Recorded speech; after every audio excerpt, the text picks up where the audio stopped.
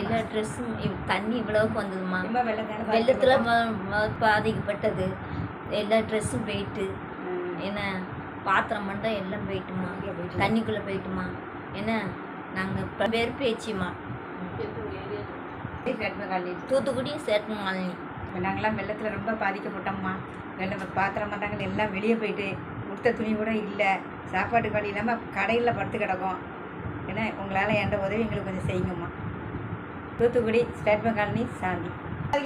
ஜாஸ்தி வந்துருச்சு. எல்லாமே தண்ணி தான் ஃபுல்லாக. ஒரு பாத்திரம் கிடையாது, ஒன்றும் கிடையாது, எல்லாமே தண்ணியோட போயிடுச்சு. ஆமாம், ஸ்டேட் பேங்க்லேருந்து பேசுகிறோம், தூத்துக்குடியிலேருந்து.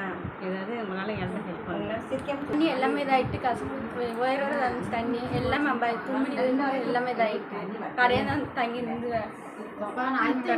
எல்லாமே இதாகிட்டு தெளிவி. ஒன்று 2 லைட்டு இந்த ட்ரெஸ் தான்